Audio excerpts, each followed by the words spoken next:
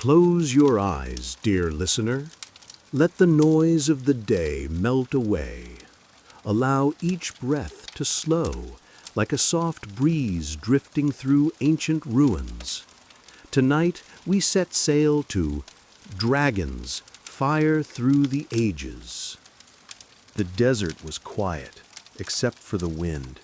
It moved across the dunes like a living thing, carving patterns into the golden sand as the sun bled into the horizon. Buried beneath that endless sea of heat and silence lay the remnants of a forgotten age, fragments of bone as large as columns, scorched black and fused into the stone as though they had once held fire inside them. The elders in the village would not speak of those bones, not to their children, not to outsiders, but the stories survived. Every night, when the air cooled and the stars unveiled themselves, they told the tale of the first flame, the day when dragons walked the earth, not as myths, but as sovereigns. They spoke of creatures that breathed storms, that turned forests into glass with the heat of their breath, that swam through oceans so deep the light never touched them. And though the centuries buried those legends beneath layers of time and silence, the world had never truly forgotten. Far from the desert, across oceans and mountains, another story took root. In the misted valleys of ancient China, farmers watched the skies not in fear, but in reverence. To them, the dragons were gods of balance, not beasts to be slain, but forces that governed rain, rivers, and the rhythm of the seasons. They called them Long. The chronicles of the Han Dynasty described the night the first emperor claimed the mandate of heaven. A serpent of emerald scales and golden eyes rose from the river. Its whiskers danced like flames in the wind, and its roar split the clouds. The emperor bowed, and the heavens answered with rain. Historians today call it symbolism. Farmers then called it truth. Every spring, when the rains came late, families would walk to the riverbanks with offerings, rice wine, jade figurines, small paper lanterns, and whisper their prayers into the water. When the winds shifted and the rain finally arrived, the people said it was the dragon answering their call. Thousands of miles away, in the cradle of civilization, the Mesopotamians spoke of another dragon. She was not benevolent. She was chaos itself. Her name was Tiamat, the mother of monsters. Long before the first ziggurats rose against the skyline of Babylon, before clay tablets recorded the movements of stars, the priests told the story of creation. Quote, "In the beginning there was only water, and from the salt waters of chaos rose Tiamat, vast and coiled, her body stretching across eternity. Her breath birthed storms, her tail broke the mountains, and from her all things were born." When the warrior god Marduk split Tiamat's body to forge the world, half her carcass becoming the sky, the other half the earth, the people believed the dragons of their time were her children, fragments of her eternal fury roaming the world. Even today, archaeologists find strange carvings etched into ancient stones, coiled serpents with wings outstretched, sharp horns crowning their heads, staring out with eyes that have not dulled in 4,000 years. And in the land of the Nile, under a sun that never seemed to rest, another serpent waited. The Egyptians called him Apep, the devourer, the endless one. Every night, as the sun god Ra descended into the underworld, Apep rose from the depths of the Duat. his colossal body writhing through the void. He sought to devour the sun, to end the cycle of day and night, to plunge creation into eternal darkness. In temples carved into cliffs along the Nile, priests gathered each dusk to chant the ancient spells. Strike down the serpent, bind him with chains of light, let the dawn come again. And every morning, when the horizon burned gold and the first light touched the pyramids, the people would say, Ra has won again.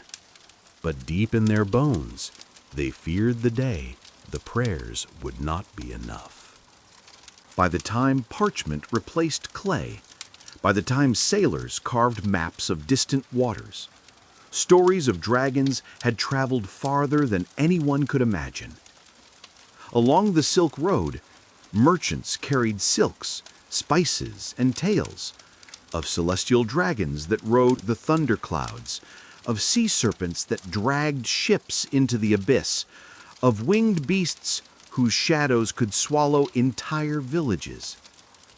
Somewhere in those shifting sands of trade and language, the stories began to merge.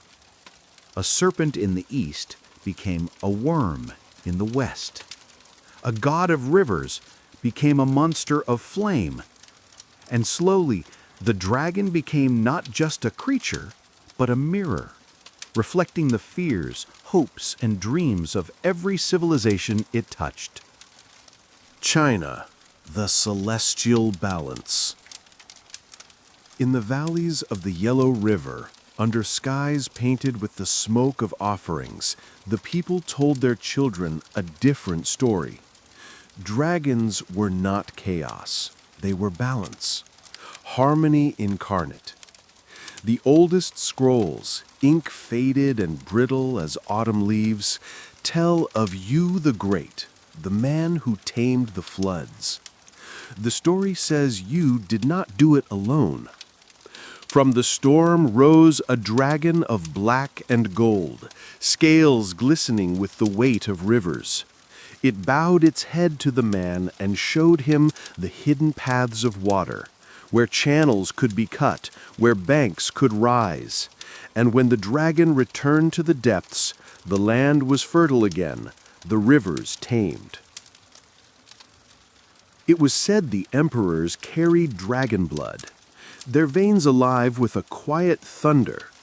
When the dynasties rose and fell, when the palaces burned and the scholars scattered, the image of the dragon never faded. Even now, when festivals light the night with fire and paper lanterns, the dragon dances, long, winding, brilliant, not as a beast to be feared, but as a promise that life and power and luck are woven together like scales along its endless spine. Greece, guardians and curses. But in the west, far across the deserts and seas, the dragon bore a darker face. The Greeks did not pray to their dragons, they fought them. Beneath the golden branches of Hera's orchard, the Hesperides tended to their shining apples, fruits of immortality said to gleam like molten suns. And coiled around that tree was Ladon, the sleepless serpent, a guardian with eyes like embers and scales hard as hammered bronze. When Heracles came, bow in hand, the orchard fell silent. The arrows struck true, and Ladon's roar echoed so far across the earth that the gods themselves paused to listen. But Ladon was only one of many. At Delphi, a great serpent named Python guarded the navel of the world until Apollo's silver arrow struck its heart. The blood seeped into the ground, into the roots of prophecy itself, and from that place rose the oracle whose whispers shaped empires. And then there were the monsters, the chimera, the hydra, the beasts that slithered through the dark edges of myth. They were dragons in another shape, always lurking, always testing the courage of men who believed themselves heroes. The North, fire beneath the roots. Far beyond the marble temples of Greece, in the lands where frost gnawed the bones of men and winter never fully loosened its grip, the Norse told a different tale. They spoke of a tree, not a tree of bark and leaf, but the world tree, Yggdrasil, whose roots coiled through the 9 realms and whose branches held the heavens aloft. And deep beneath that sacred ash, in the darkness where no light ever reached, a dragon gnawed. His name was Nidhogger. With teeth sharp enough to shatter stone, he fed on the roots of the world, waiting for the day when the great tree would fall and the last dawn would come. His wings, they said, were like shadows stretched across eternity. His breath carried the scent of ash and ruin. But not all dragons of the North were nameless destroyers. The sagas speak of Fafnir, a dwarf who became a serpent twisted by his greed for gold. His scales were said to be harder than steel, his eyes 2 molten suns fixed in eternal hunger. When the warrior Sigurd drove his blade into Fafnir's heart, the dragon's death scream rolled like thunder across the mountains. A sound, the skalds said, still lingers, carried on the cold winds of Norway.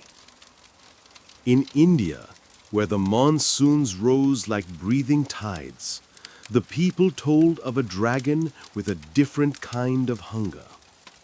His name was Vritra, the demon serpent, the great devourer of waters.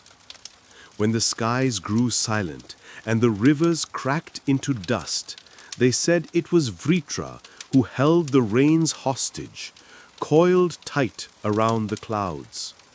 The god Indra, storm-bearer, wielder of the thunderbolt, descended from the heavens with lightning in his hand. The battle raged across the horizon, fire against water, thunder against silence. And when Vritra fell, split open by the force of the storm, the rains came crashing down, feeding the thirsty earth. Even now, in the ancient hymns of the Rig Veda, Vritra's name lingers, a reminder that every drought has a serpent, and every flood a god waiting to strike. The Silk Road, one fire, many names. Trade does more than move silk and spice. It moves stories. As caravans wound their way along the ancient arteries of the world, from the ports of Alexandria to the gates of Chang'an, the dragon began to shift. In Persia, the Ajdaha took shape, a serpent of desert winds and fire. In the steppes of Mongolia, writers spoke of the lung, not as gods, but as omens of power and conquest. By the time these stories reached Europe, the dragon had transformed again. Wings broad as sails, claws sharp enough to split oak, fire dripping from its jaws. The gentle river keeper of the East had become the hoarder of treasure, the beast lurking in caves, the shadow mothers warned their children about when the nights grew too quiet. The deeper you look into history, the more the pattern reveals itself. Everywhere, every time, the dragon appears, not as the same creature, but as a reflection of the people who dreamt it. To the farmers by the Yellow River, it was life. To the priests of Babylon, it was chaos. To the Greeks, a challenge. To the Norse, a doom yet to come. And to humanity as a whole, it was a story too powerful to ever die. The world grew smaller, empires rose and fell, their borders shifting like tides. But their stories traveled farther than their soldiers ever could. Along dusty trade roads and across restless seas, the dragon drifted, a creature with 1,000 faces, shedding one skin for another as it passed from tongue to tongue. It was no longer just a beast, it was an idea. It began with the sailors. They whispered it first, men with salt in their beards and fear in their eyes, men who had sailed beyond the edge of every map. In the harbors of Alexandria, where spices perfumed the air and bronze coins clinked in the hands of merchants, sailors spoke of Leviathan, a serpent so vast it could swallow ships whole. They said its scales gleamed like obsidian beneath the moon, and its tail could whip up storms that broke fleets apart as though they were made of driftwood. The Hebrews wrote of it too, in verses sharp as lightning. On that day the Lord will punish Leviathan, the fleeing serpent, with his great and mighty sword.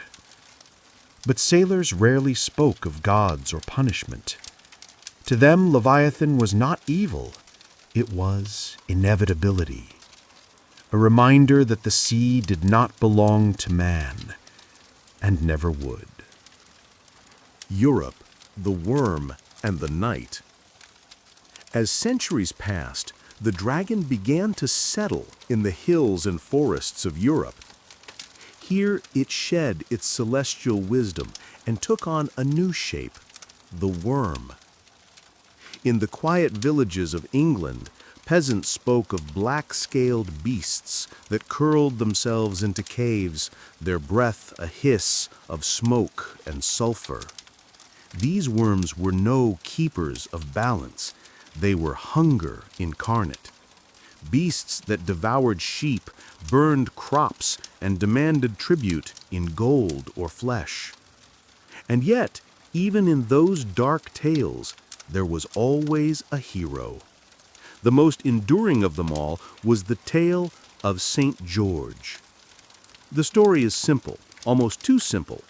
A dragon terrorizes a village, a maiden is offered as sacrifice, a knight arrives, his armor shining like dawn. With a single thrust of his spear, the beast is slain. But the truth, as always, is more complex. In the original tellings, the dragon was less a creature and more a metaphor. Chaos, paganism, the old gods that Christianity sought to bury. When George slew the dragon, it was not just a knight's triumph over a monster. It was the church planting its banner on the corpse of an older world. And yet, centuries later, the story endures not as propaganda, but as myth, proof that the dragon had found its newest form, the perfect adversary. The scholar's dragon. Not everyone feared them. In the courts of kings and in the dusty libraries of monasteries, scholars pored over old maps and half-burned manuscripts, trying to trace the origins of the beast. In Italy, a monk named Albertus Magnus wrote that dragons were serpents of the earth, gifted with the fury of fire and the wings of angels. In Spain, explorers returned from Asia with scrolls describing Lung, the river gods of the East, and for the first time, Europe saw dragons not as mindless killers, but as beings of power and reverence. By the 13th century, bestiaries, illuminated books filled with painted creatures, carried the dragon from parchment to page, depicting them coiled around castles, soaring over mountains, or sleeping atop piles of treasure. And though most scholars dismissed these accounts as allegory, some quietly wondered, what if there had been truth once? Norse sagas and the fire within. Far to the north, where the winters were long and the nights endless, The old stories still burned like embers. The Volsunga saga, carved into memory by poets and skalds, told of Fafnir, once a man, consumed by greed, who slew his own father to claim a cursed hoard of gold. The curse twisted him into a dragon, his humanity rotting away until nothing remained but hunger and fire. Sigurd, the hero, drove his sword into Fafnir's heart, bathing in his blood to gain the gift of understanding the speech of birds. But even in victory, there was no triumph, only the quiet hum of tragedy. For the horde would claim Sigurd, too, in the end. These northern dragons were not mindless beasts. They were warnings, living parables of what happens when desire outgrows the limits of flesh and bone. Dragons in the East, guardians of heaven. In China, the dragon never fell from grace. Even as dynasties rose and crumbled, even as the Great Wall stretched like a scar across the land, the dragon remained a creature of the heavens, benevolent, revered, and eternal. It curled through calligraphy, danced across porcelain, and shimmered in the silks of emperors. During the Tang Dynasty, poets wrote of dragons sleeping beneath lakes, their bodies coiled in infinite patience, waiting for the moment when the balance of heaven and earth required their return. "Do not fear the storm," one poet wrote, "for the dragon rides its back." And as Marco Polo journeyed through the courts of Kublai Khan, he wrote, with more awe than skepticism, of creatures so immense that their jaws were wide enough to swallow a man whole, and their eyes shone like molten gold. Whether Polo truly saw a dragon or simply heard a story is irrelevant. What mattered was this: the myth had legs, wings, and a heart that refused to stop beating. The Mongol conquests. When the Mongol hordes thundered across the steppes, banners snapping in the cold wind, their war cries carried the promise of fire and blood. And always, stitched into those banners, was the shape of the dragon. To the Mongols, the dragon was not a beast, but an omen, a herald of unstoppable power. Wherever they rode, from the plains of China to the gates of Baghdad, they left behind not just ruin, but stories. Tales of dragon-shaped clouds before battles, of lightning striking camps as if summoned by unseen wings, of horses refusing to cross rivers where dragons were said to sleep. For those who survived, the image of the dragon fused with conquest, a symbol of empires rising and burning in the span of a single lifetime. The birth of the Western dragon.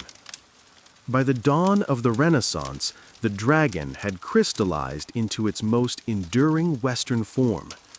Wings vast and leathery, scales black as obsidian or green as emeralds, a throat that burned with the promise of fire. No longer a celestial guardian or a quiet keeper of rivers, the dragon had become the hoarder, a solitary, ancient thing perched atop mountains of gold, daring any mortal to challenge it. And yet, beneath the fire and the hunger, something older lingered. Perhaps it was a memory of the first dragons, the ones born of rivers and storms and stars. Or perhaps it was something simpler, the human need to believe that there are still places in this world, untouched by our hands, where something vast and ancient waits, watching. The world kept growing. By the 15th century, sails billowed against new winds. Ships cut across oceans once thought endless, carrying not just merchants and soldiers, but cartographers, priests, and dreamers. And with them, dragons too began to travel, not just in story, but in ink, pressed into the fragile skin of maps. The sailors drew them first. Every map, no matter how carefully inked, had edges where certainty ended and speculation began. It was there, on those margins of the known world, that they inked their warnings. Hic sunt dracones, here be dragons. To a sailor staring into a horizon of unbroken blue, the dragon was not metaphor, it was possibility, the shape of the unknown lurking beneath the waves. Some spoke of wings so vast they blotted out the sun, others of serpents coiled around islands, their scales glittering like wet stone. The Azores, the Caribbean, the waters beyond the Cape of Good Hope, every uncharted sea birthed a new breed of dragon. And when ships vanished, swallowed by storms or silence, the logbooks blamed them on claws, wings, and fire. With conquest came conversion, and with conversion came reinvention. Missionaries carried their faith into lands where dragons already had roots. In the islands of the Pacific, where spirits rode the waves, the serpent became sin. In the jungles of the Americas, feathered gods like Quetzalcoatl, the winged serpent of Mesoamerica, were rewritten as devils, their sacred myths stripped and reshaped to fit a new narrative: light versus darkness, heaven versus chaos. But even as the church sought to tame the myth, it could not erase it. The dragon adapted, wearing new names and new faces, just as it always had. The age of natural philosophy. By the 16th century, the world had begun to question itself. The Renaissance had sparked something dangerous: curiosity. Natural philosophers, men with calloused hands and restless minds, began to catalog the world. Plants, animals, stars, nothing escaped their gaze. And when they dug into the bones of mountains and the clay of riverbeds, they found something unexpected: fossils. Fragments of creatures that should not exist. Teeth the size of a man's hand. Claws sharper than any blade. Ribs curved like the hull of a ship. Some said they were remnants of the flood, proof of a world purged by divine wrath. Others whispered that they were the bones of dragons, proof that the stories were not just stories, but memories. In China, scholars had long ground dragon bones into powders for medicine, never realizing they were holding the fossils of creatures millions of years old. In Europe, cabinets of curiosity filled with similar relics, each one feeding the belief that dragons were more than legend. And still, no one could agree on what they were. Voyages and shadows. Voyages only deepened the mystery. Sailors in the South Pacific told of scaled beasts sliding beneath their ships, their eyes glowing green in the depths. Portuguese traders swore they had seen winged reptiles in the jungles of Mozambique, their cries echoing like thunder. When Dutch explorers charted the islands of Indonesia, they returned with stories of the aura, a beast with forked tongue and scales like armor.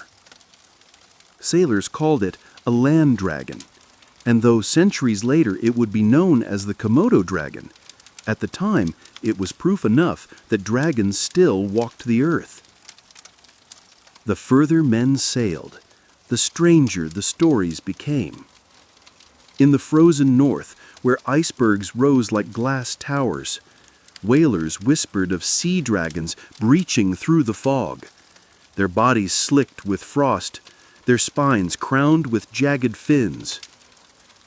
In the heat of Africa, merchants spoke of shadowed skies and wings that blotted out the stars.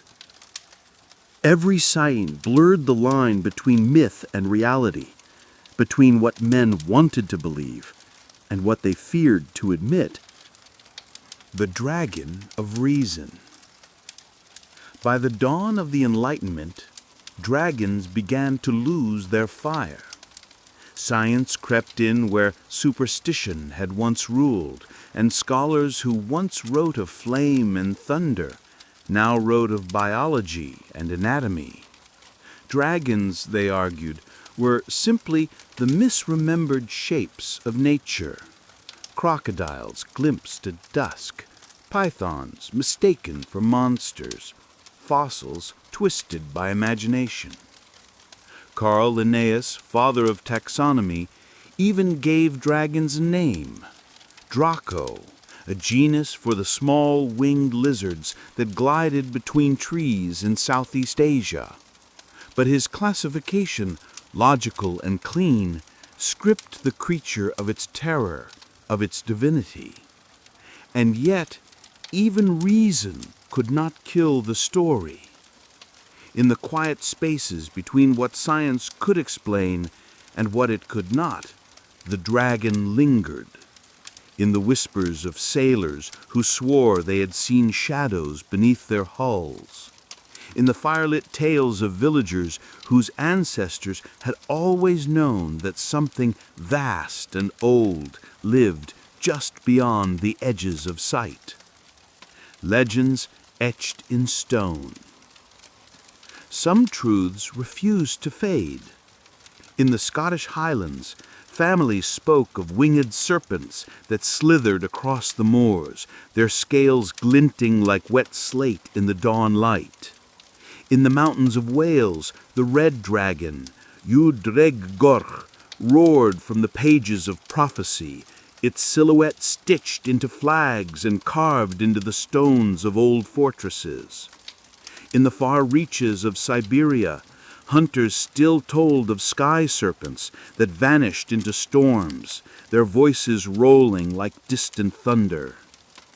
And in the quiet hours of night, when the fire burned low and the wind sang through the cracks of old houses, the elders would lean closer and whisper the same truth that had carried through every age, every language, every story. They are not gone. They are only waiting. The Middle Ages were not quiet.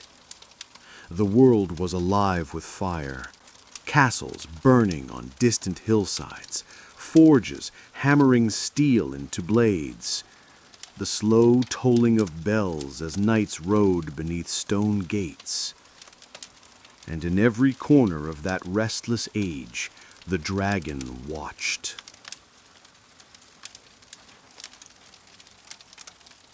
The Knight and the Worm. Europe's dragons were no longer distant guardians of rivers or keepers of hidden wisdom.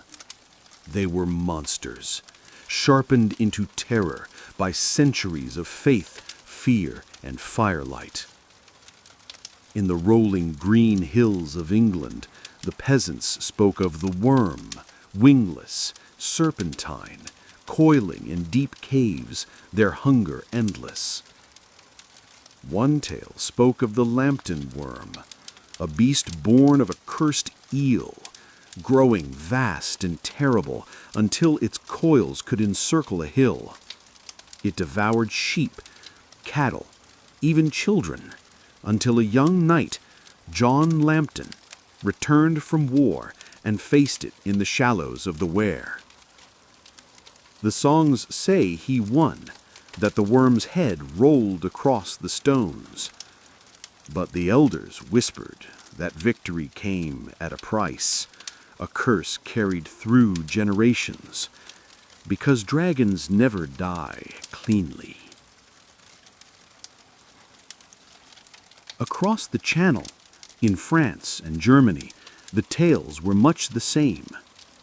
Each valley had its beast, the Drache of the Rhine, the Tatzelworm of the Alps, the shadow in the cave beyond the village. And always there was a hero, armored, pious, sword gleaming in the sun, riding to meet the fire. The symbol of sin. To the church, the dragon was more than a monster. It was a metaphor. Its wings were pride, its claws were greed, its fire was lust. The dragon, priests said, was the shape of sin itself, coiled deep in the human soul. When Saint Michael was painted driving his spear into the great serpent, it was not a story of man versus beast. It was heaven against hell, light piercing the heart of shadow. In sermons, dragons guarded the gates of damnation. In stained glass windows, their twisted forms writhed beneath the heels of saints and angels. The creature that had once been balance in the East and chaos in the sands of Babylon became something darker in the Christian imagination, the adversary, the devil, the thing that must be slain to be understood. The horde and the hunger. But the dragon was not only fear, it was desire. In the cold keeps of the north, under flickering torchlight, poets sang of dragons not as predators, but as hoarders, ancient, terrible things curled atop mountains of gold, jewels glittering like frozen stars beneath their talons. In these stories, the dragon's fire was secondary. Its true power was its patience. It waited, century upon century, its treasure growing as kings rose and fell, as empires turned to ash. And when a thief, a knight, or a desperate hero finally dared to challenge it, the battle was never just for gold. The dragon, the old songs said, was the hunger that slept inside every man, for wealth, for glory, for eternity. Dragons in blood and stone. History, too, carried its own strange stories. Chroniclers wrote of fiery beasts in the skies over England in 793, the year Lindisfarne fell to Viking raids. In Wales, a red dragon battling a white one became the prophecy of kings, a symbol so enduring it still flies on their flag today. In 1222, a monk in Canterbury recorded a vision of a serpent of flame with wings that covered the heavens, rising above the city like an omen. Even in the guarded language of history, the dragon refused to vanish. Fire in the East. While Europe sharpened its dragons into symbols of sin and gold, the East kept its gentler myths alive. In Japan, the ryu curled through rivers and clouds, a bringer of rain and fortune. Temples were built along streams where they were said to dwell. Their carved wooden forms twisted elegantly, neither beast nor god, but something in between. In India, the old stories of Vritra still lived, sung in quiet verses during storms. And in China, the lung remained untouchable. No knight came with a spear, no priest declared war upon it.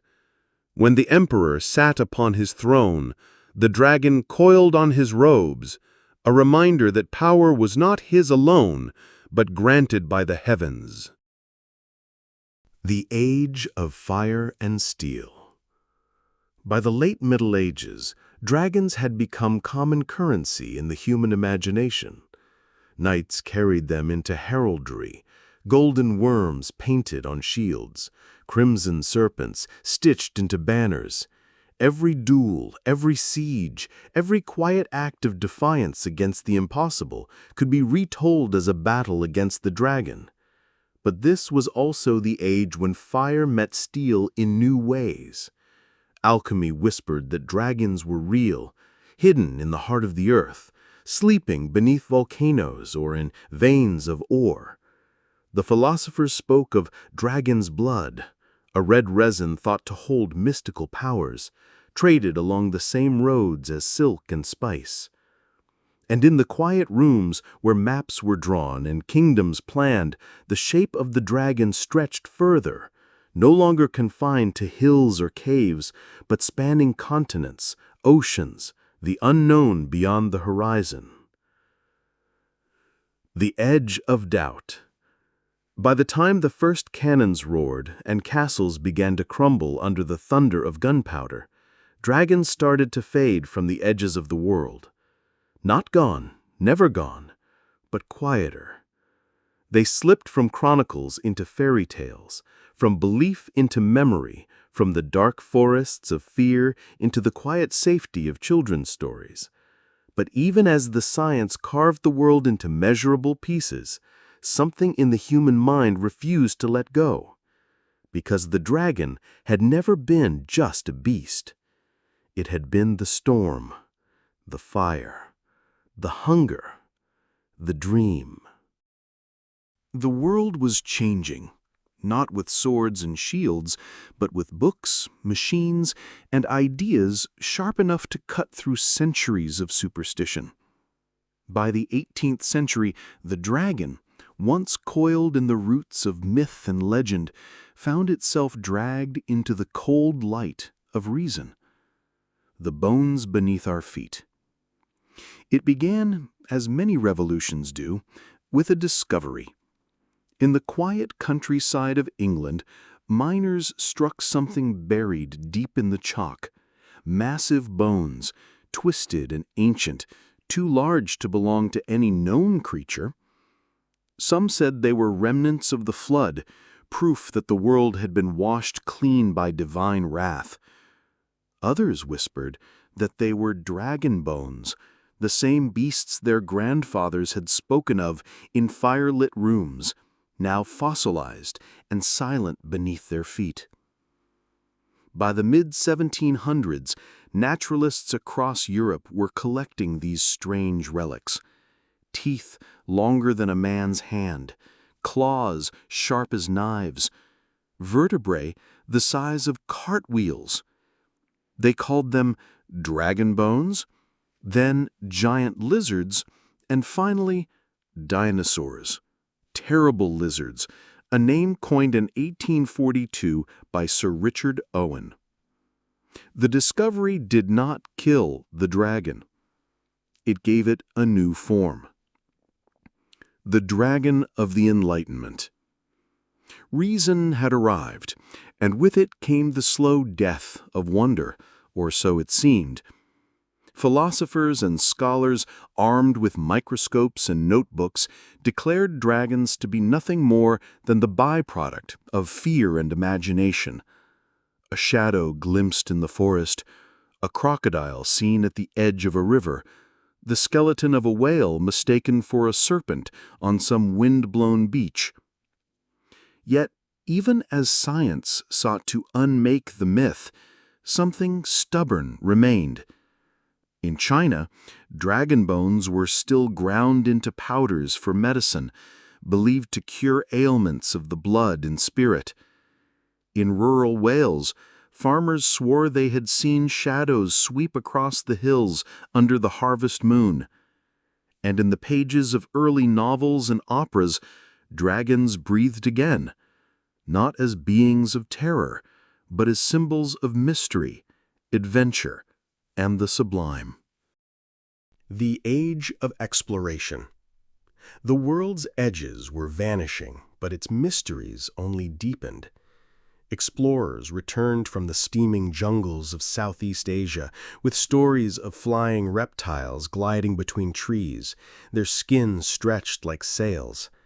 Sailors in Indonesia whispered about the ora, the land dragon that stalked the islands of Komodo and Rinca, its forked tongue tasting the air, its jaws lined with serrated teeth. When one such beast was killed and brought back to Europe in the early 20th century, scientists marveled at it, but for the people of the islands, the dragon had never been a curiosity. It had always been there, patient and watchful.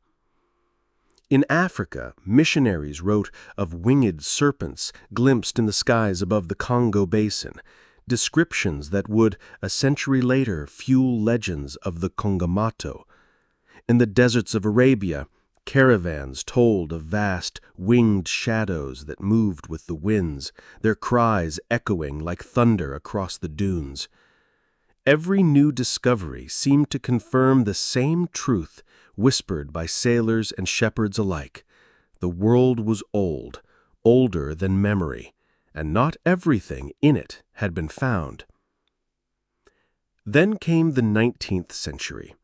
The roar of steam, the hum of electricity, the slow, relentless march of progress. Dragons faded from belief, but not from imagination. They slithered into books, curling through the pages of Gothic novels and adventure tales. They perched atop castles in the illustrations of children's stories, no longer feared but adored. Writers like Jules Verne and Arthur Conan Doyle gave them new shapes. Prehistoric beasts lurking in forgotten jungles, survivors from an ancient world untouched by time.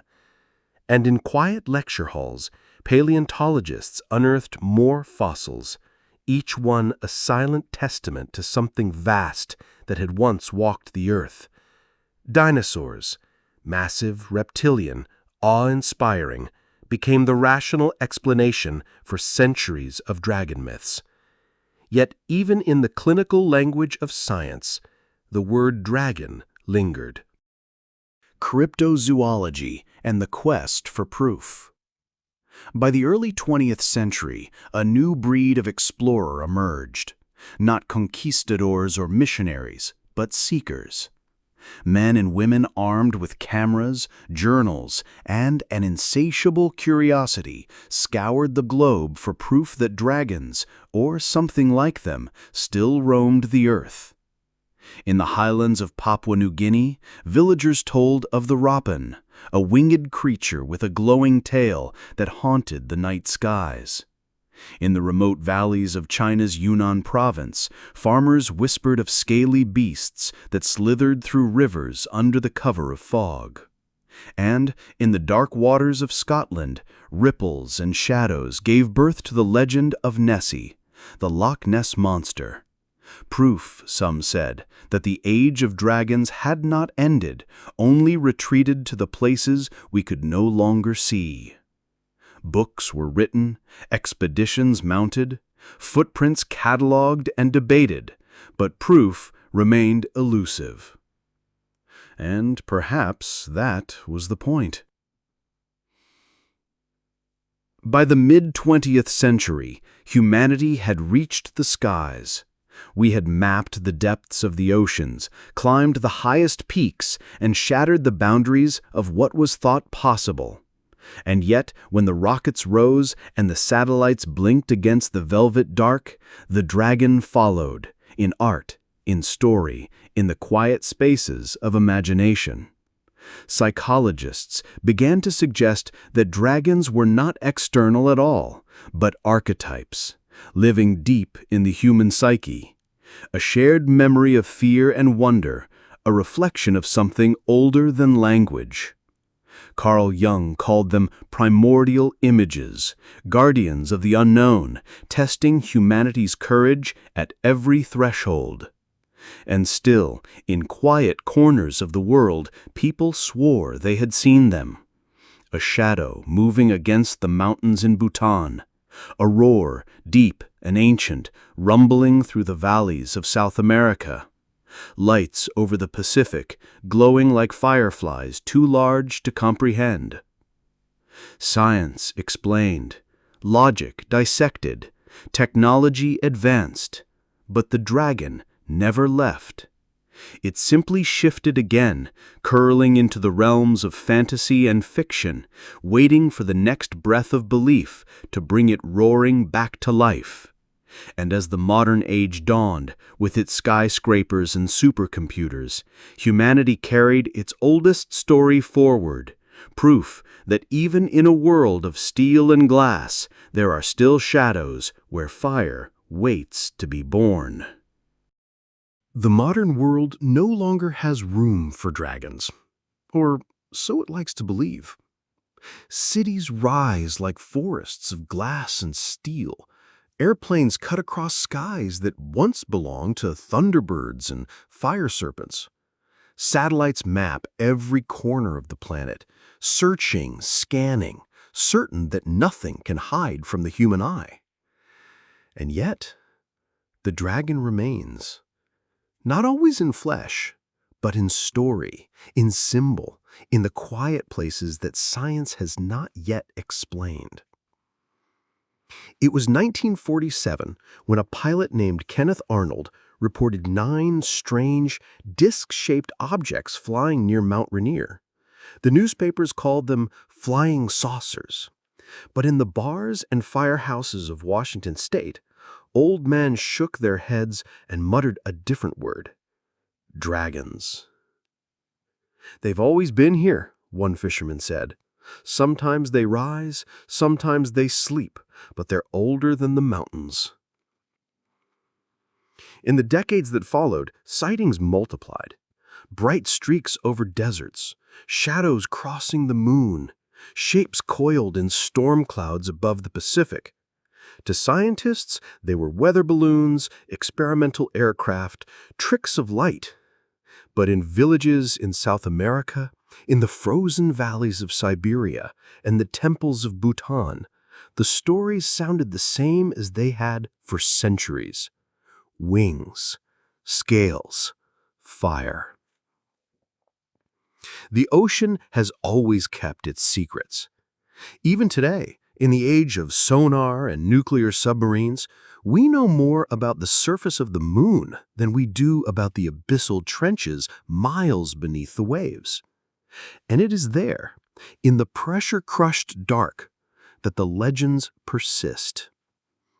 In 1960, during the descent of the Trieste into the Mariana Trench, pilot Jacques Piccard reported a shadow that moved below them, immense, fluid, and alive. The official report dismissed it as a school of fish, but those who heard his private notes speak of something far larger, something that moved with intent. Japanese fishermen in the 1970s told of glowing serpent-like shapes weaving through the currents. In 2017, a Norwegian deep-sea drone captured footage of what appeared to be a long, serpentine silhouette gliding silently along the ocean floor. The footage was classified within weeks. And so the question lingers: if dragons ever existed, where better to hide than in the places we still cannot see? The rise of the digital dragon. The 21st century gave dragons a new home, not in caves or oceans, but in the endless expanse of screens and code. They soared through movies and video games, no longer feared but celebrated. From the Hobbit's Smaug, his voice dripping with cunning, to the dragons of Game of Thrones, roaring across skies of fire and ice. In the hands of modern storytellers, dragons became more than monsters.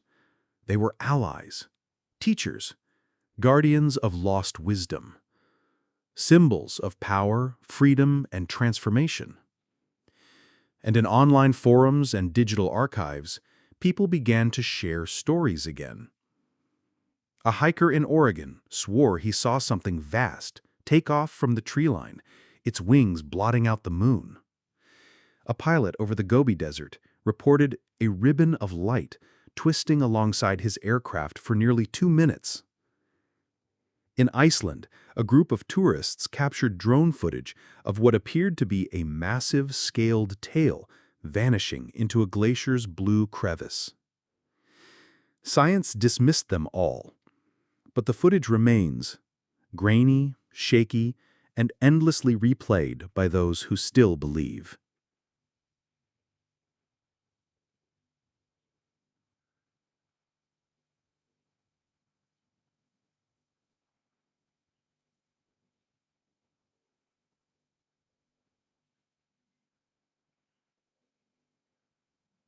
The psychology of fire.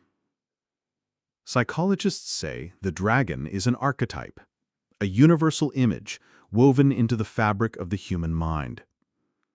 To children, the dragon is the challenge, the fear they must face to grow.